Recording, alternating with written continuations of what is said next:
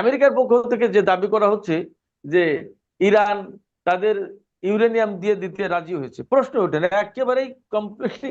এ সমস্ত খবর ছড়ানোর পেছনে একটা লক্ষ্য উদ্দেশ্য তো আছে। ইরান তো আসলে খুব কাঁচা কোনো পক্ষ না, তারা খুব স্ট্রং পক্ষ, এবং ডিপ্লোমেসি কিভাবে হ্যান্ডেল করতে হয় তা আমি ব্যক্তিগতভাবে বিশ্বাস করি আমেরিকার চেয়ে শতগুণে ইরান পারদর্শী এই ডিপ্লোমেসি হ্যান্ডেলিং এর ব্যাপারে। ডোনাল্ড ট্রাম্পের আমলে কোনো ডিপ্লোমেসি চলে না। আমি যেহেতু ইরানে ছিলাম দীর্ঘ 10 বছর, রেডিওতে ইরানে কাজ করেছি মোট 16 বছর, আমার সাংবাদিকতার 32 বছরের ভিতরে ইরানের সাথেই কাজ করেছি 16 বছর, তার ভিতরে 10 বছর আবার ইরানেই ছিলাম, তেহরানে ছিলাম। সবকিছু মিলে আমি আমার দেখা এবং আমার সাথে যে কানেকশন চমৎকার, এখনো আপনার কাছ পর্যন্ত। থেকে ইরানিদের মনন মস্তিষ্ক নিয়েও জানতে পারবো। Thank you. জি। চেষ্টা করবো সেরকম হুম। প্রেক্ষাপট যদি আসে আলোচনার, অবশ্যই আমি চেষ্টা করব। তো আমি খুব এখনো পর্যন্ত ইরানের সাথে যে আলোচনা বা ইরান বিষয়ক যে সমস্ত খবর, মধ্যপ্রাচ্যের যে পরিস্থিতি, এটা নিয়ে যেহেতু আমাকে কথা বলতে হয়, আমি খুব ঘনিষ্ঠভাবে খবরগুলো রাখার চেষ্টা করি। তো সেই খবর রাখার চেষ্টার অংশ হিসেবে একটু আগেও দেখছিলাম যে আসলে কি হতে যাচ্ছে। ইরানের পররাষ্ট্রমন্ত্রী সাইদ আব্বাস আরাকচি এবং স্পিকার বাকের কলিবক, এই দুইজন আজকে কাতারে গেছেন। কাতারে যাওয়ার কি কারণ এটা পরিষ্কার করে উল্লেখ করা হয়নি, তবে আমি ধারণা করছি যে যদি চুক্তি হয় তাহলে সেই চুক্তির আগে, অর্থাৎ ইরানকে এমন একটা কিছু দিতে হবে যে দেয়ার ভিতর দিয়ে, যার ভিতর দিয়ে ইরান বোঝে যে হ্যাঁ আমেরিকার সাথে চুক্তি করা যাবে এবং তারা প্রকৃতপক্ষে আমাদের এই শর্তগুলো বা চুক্তি যা হবে যে কয়টা কথা দিয়ে সেগুলো তারা রাখবে, মানবে। এইরকম একটা আস্থা, ভরসা, বিশ্বাস ইরানের ভিতরে তৈরি হতে হবে। সেই রকম একটা প্রেক্ষাপট, সেই রকম একটা জায়গা হচ্ছে আপনার ইরানের যে বিভিন্ন দেশে ইরানের যে সম্পদ আটকে রয়েছে, সেই সম্পদগুলো ছেড়ে দেয়া।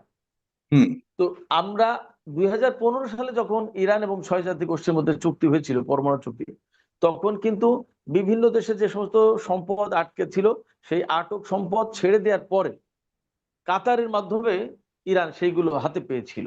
এরকম একটা অবস্থা তৈরি হয়েছিল, ছিল সেরকম। তা আমার কাছে মনে হয় যে যদি চুক্তি হয় তাহলে কাতারের সাথে হয়তো ইরান এই রকমের কোনো আলোচনা করতে গেল কিনা। আবার লাস্ট মোমেন্টে কিন্তু কাতার, সৌদি আরব, সংযুক্ত আরব আমিরাত নাকি এই আলোচনায় ছিল ডোনাল্ড ট্রাম্পের সাথে এই ইরানের সাথে চুক্তি হওয়া উচিত এইটার পক্ষে। তো সেই জায়গা থেকে যদি চুক্তি হয় তাহলে হয়তো ইরান কি করবে না করবে তা নিয়ে হয়তো কাতারে পরামর্শ করতে গেছেন বা তাদের সাথে যোগাযোগ রাখছেন। তবে আজকে যে চুক্তি হচ্ছে এই সম্ভাবনাটা খুবই কম। কারণ আপনি দেখেন পাকিস্তানের প্রধানমন্ত্রী শাহবাজ শরীফ চীন সফরে, তিনি 4 দিনের সফরে গেছেন, গতকালকেই সম্ভবত চীনে গেছেন। তো সফরের দ্বিতীয় দিন আজকে। সেক্ষেত্রে তিনি দেশে নেই, তার দেশে আলোচনা হবে। এই আলোচনা হওয়ার পরে অর্থাৎ আমেরিকান টিম আসবে, ইরানি টিম আসবে পাকিস্তানের রাজধানী ইসলামাবাদে। যদি ইসলামাবাদে হয়, ইসলামাবাদ সব পক্ষের প্রাথমিক আহ, মানে মনোনীত জায়গা। তো ইসলামাবাদে সবাইকে আসতে হবে, তারপরে পাকিস্তানের প্রধানমন্ত্রীকে দেশে থাকতে হবে। এরপরে পাকিস্তানের পররাষ্ট্রমন্ত্রী তিনি 26 তারিখে চীন সফরে রয়েছেন তিনি প্রধানমন্ত্রীর সাথে। চীন থেকে তিনি 26 তারিখে জাতিসংঘ নিরাপত্তা পরিষদের ওপেন ডিবেট আছে একটা, জাতিসংঘের সনদ রক্ষা করা, শান্তি রক্ষা করা ইত্যাদি ইত্যাদি বিষয় নিয়ে একটা ওপেন ডিবেট হবে। সেই ডিবেটে অংশ নিতে পাকিস্তানের প্রধানমন্ত্রী ইসহাক দার 26 তারিখে আমেরিকা যাবে। তাহলে আজকে হচ্ছে 24 তারিখ, কালকের পরের দিন তিনি আমেরিকা যাবেন।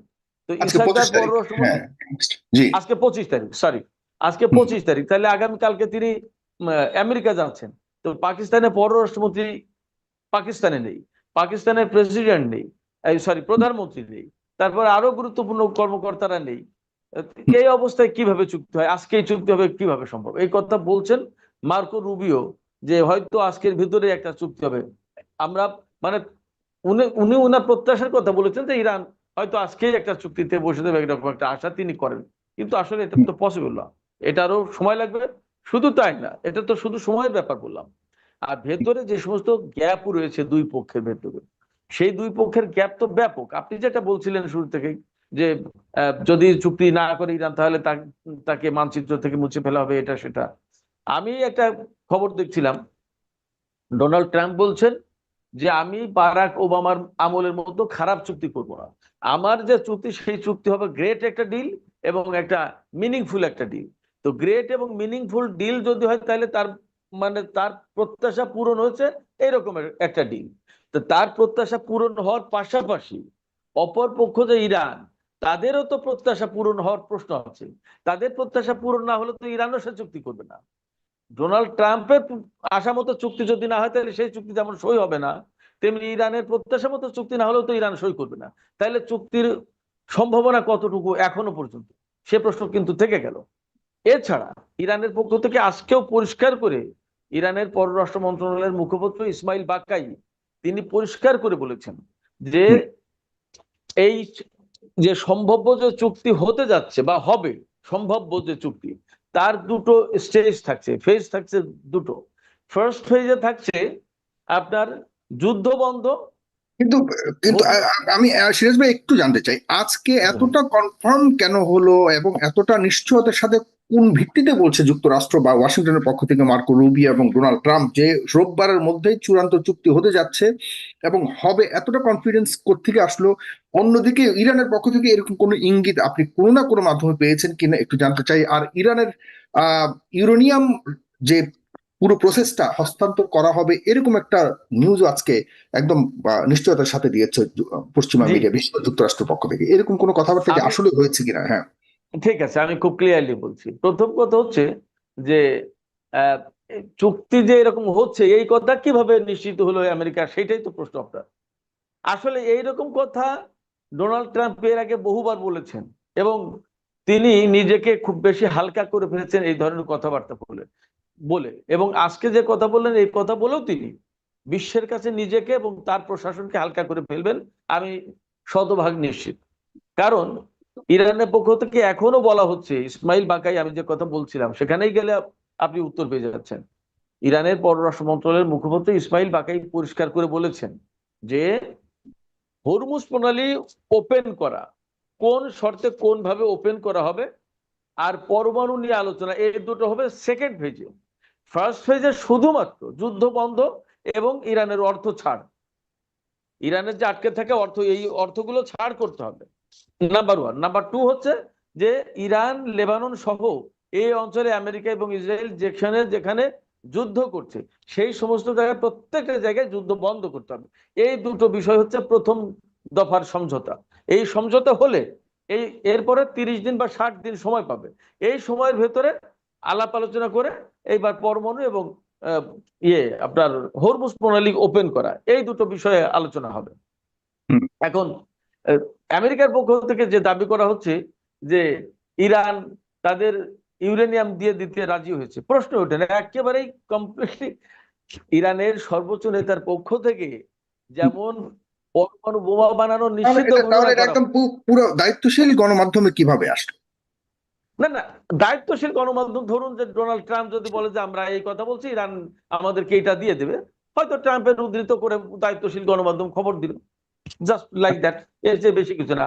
অথবা হতে পারে যে আহ, ডোনাল্ড ট্রাম্পের কোন সূত্র, হোয়াইট হাউসের কোন সূত্রের সাথে ওই দায়িত্বশীল গণমাধ্যমের কোন সাংবাদিক কথা বলেছে যে আপনারা আসলে চুক্তিতে কি থাকতে যাচ্ছে, পরমাণু ব্যাপারে কি হবে, ইসরায়েল তো খুব আপত্তি জানাচ্ছে, তখন হয়তো সেই সূত্র দায়িত্ব নিয়ে বলেছে যে ইরান পরমাণু দিয়ে দেবে। এ সমস্ত খবর ছড়ানোর পেছনে একটা লক্ষ্য উদ্দেশ্য তো আছে।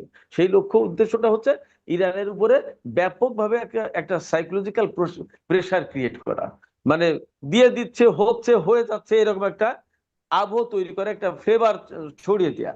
কিন্তু ইরান তো আসলে খুব কাঁচা কোনো পক্ষ না, তারা খুব স্ট্রং পক্ষ এবং ডিপ্লোমেসি কিভাবে হ্যান্ডেল করতে হয় তা আমি ব্যক্তিগতভাবে বিশ্বাস করি আমেরিকার চেয়ে শতগুণে ইরান পারদর্শী এই ডিপ্লোমেসি হ্যান্ডেলিং এর ব্যাপারে। সেক্ষেত্রে ইরানের উপর যত চাপই সৃষ্টি করা হোক না, যুদ্ধের চেয়ে তো আর বড় চাপ সৃষ্টি করতে পারছে না, যুদ্ধেই যেখানে তারা নত হয়নি। নট অনলি দ্যাট, যুদ্ধের ভেতরে যখন ইস্পাহানে তারা পাইলট উদ্ধারের নামে এই ইউরেনিয়াম ছিনতাইয়ের অভিযান চালিয়েছে, তখনও তো ইরান সেটা শক্তভাবে জবাব দিয়েছে, এবং কি লেজে গোবর অবস্থা আমেরিকার হয়েছে সেটা আপনি দেখেছেন।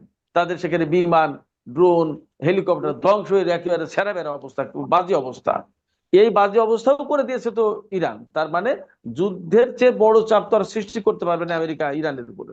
তা সেই যুদ্ধের ভেতরে যখন ইরান আপনার নত হচ্ছে না, বা সারেন্ডার করছে না, বা পরমাণু দিয়ে দিতে রাজি হয়নি, অথবা হরমুজ খুলে দিতে রাজি হয়নি, তখন আপনি আলোচনা টেবিলে বা এরকম ডোনাল্ড ট্রাম্প ওয়াশিংটন থেকে আওয়াজ এই যে দেবেন, আর তাদের তাতে বলা হচ্ছে কয়েকটা, মানে তাদের ডিমান্ড গুলির মধ্যে প্রধানত যে ডিমান্ড গুলি পূরণ করা হবে সেটি হলো যে তাদের অর্থ ছাড়, যেটি আপনি বললেন, এগুলি দিয়ে দিবে।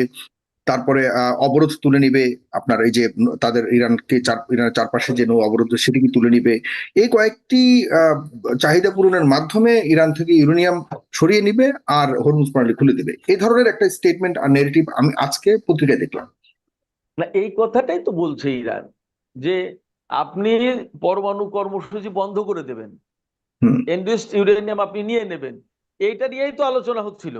সেই আলোচনায় আপনি যখন সন্তুষ্ট হতে পারেন, তখন মনে করেছেন যে ইরানের উপর হামলা করে ফেলি, যুদ্ধ করে দিই, যুদ্ধ শুরু করে দিই। তা যুদ্ধ করেও তো আপনি আমার কাছ থেকে এগুলো নিতে পারেন, আমি দিতে চাইনি। তা সেখানে আপনি আলোচনা টেবিলে কি করে আপনি আমার কাছ থেকে এগুলো চাইলেন আর আমি দিয়ে দেবো, এটা কিভাবে ব্যাপারটা হয়? আমরা যুদ্ধ করে যে জিনিস আপনি নিতে পারেননি সাধারণ হ্যাঁ, আলোচনায়, সেটা আবার কিভাবে নিবেন? এটাই হলো একটা ইরান যৌক্তিক তো একদম পরিষ্কার করে বলেছে। আচ্ছা, তার মানে এটা, এই যে কথাগুলি শুনছি দেখছি, এগুলি শুধু একটা ভিত্তিহীন ভাইব তোলা, ব্যাপারটা এগুলো এরকম। ভিত্তিহীন। শোনেন, আমি আগেই বলেছি যে ডোনাল্ড ট্রাম্প অনেক কথা বলেছেন এ পর্যন্ত, অনেক কাজ করেছেন যে কথা এবং যে কাজ একজন প্রেসিডেন্টের সাথে যায় না, নাম্বার ওয়ান। নাম্বার টু হচ্ছে যে তিনি নিজেকে এই সমস্ত কথা বলে এবং এই ধরনের কাজ করে নিজেকে আহ, খুব সরল বাংলায় যদি বলি তো খেলো বানিয়ে ফেলেছেন, খুব হালকা বানিয়ে ফেলেছেন।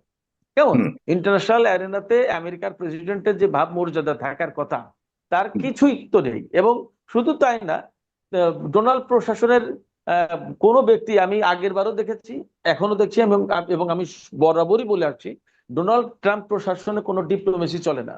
তার মূল কারণ হচ্ছে যে তিনি খুব পেশাদার ডিপ্লোম্যাট নেন না, এটা নাম্বার ওয়ান। নাম্বার টু হচ্ছে কোন ডিপ্লোম্যাট তার মতো করে কাজও করতে পারে না। ডিপ্লোমেসি যে চালাবেন ডিপ্লোম্যাট, ডোনাল্ড ট্রাম্পের কারণে তো তার কোনো সে থাকে না, যার কারণে ডোনাল্ড ট্রাম্পের আমলে কোনো ডিপ্লোমেসি চলে না। ফলে ডিপ্লোমেসিতে আমেরিকার কাছে মারাত্মকভাবে নাকানি চুবানি খাবে আমেরিকা, আপনি শিওর থাকতে পারেন। আপনাকে অনেক ধন্যবাদ।